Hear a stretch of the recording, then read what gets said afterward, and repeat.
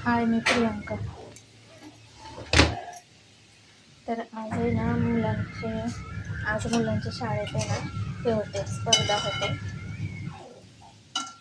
मनाचे श्लोकचे. तर त्याला 8 वाजता घालवलं मी, मोठ्या मुलाला कुशलला 8 वाजता घालवलं आणि 9 वाजता मीटिंग पण होती त्याची दुसरीची.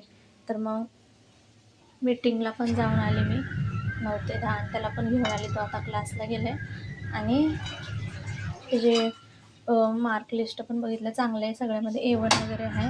आणि बारक्याला पण शाळेत सोडून आले. 9 ते 12 शाळा आहे, तर त्याला पण आणायला जायचं 12 वाजता. आणि तो आता मोठ्या शाळेतून येऊन क्लास. तर आज आम्ही ना भोपळ्याची भाजी आणि चपाती बनवली होती. तर भोपळ्याची भाजी संपली आहे, आता चपात्या आहेत. आणि बघा अशी सागर मेथी केली.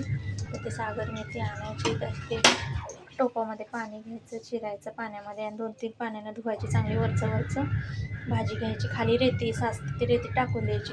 तर 3-4 पाण्यानं असं धुवायची पाण्यामध्ये. ती वरची तरंगलेली भाजी घ्यायची आणि खालची जी असते ना रेती, ती टाकून द्यायची. ह्याच्यामध्ये रेती खूप असते, त्याला सागर मेथी म्हणतात. अशी छोटी छोटी बुटक्या पेंड्या असतात त्या. तर ते सागर मेथी आणली, ती चिरली आणि फोडणीसाठी ना कांदा, टोमॅटो, लसूण टेचून टाकायचा, 5-6 मिरच्या आणि ते फोडणीला दिलं. कांदा, टोमॅटो, लसूण, मिरची आणि ही भाजी टाकली, हलवली, मीठ टाकलं, शिजवून दिले. नंतर ना ओलं खोबरं आपलं थोडंसं मिक्सरला दळायचं आणि ते टाकायचं. तर ते टाकलं आहे बघा असं. अशा प्रकारे मी सागर मेथी बनवले आणि चपाती. तर कपडे फिरायला ठेवलेत, मशीन लावली. पोरगा क्लासला गेले, एक शाळेत गेले बारकं. हे बघा असा पडदा लावला आहे. इथं TV आहे, इथं कपाट आहे, ती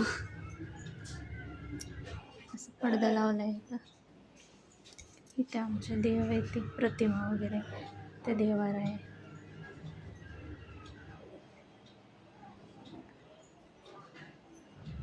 तर हे आमचं घर.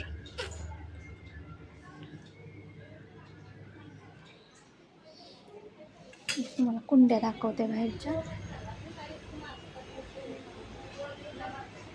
इथं कपडे सगळे घालायचे. इथं हे आमचं घर बघा.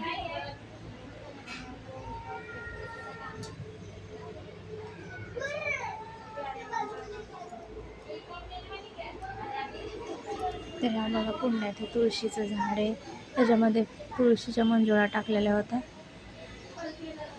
हे बघा सदाफुलीचं आणि हे लावले फुलाचं झाड. हे खाऊच्या पानाचं, हे शोचं झाड, हे पानफुटीचं झाड. मुतखडा वगैरे झाला तर हे पान खातात. पानफुटीचं झाड आहे, हे गावासून आणून लावले. कोरफड पण गावावरून आणून लावले. आणि हे झाड.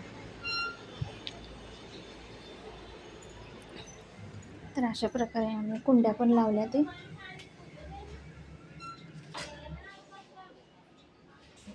तर बघा छोट्या मुलांनी कसं ठेवलं आहे. गणपती बाप्पाची मूर्ती ठेवली, देवीची ठेवली. तर गणपतीची पूजा करतो अशी. ते आमचा देवारा.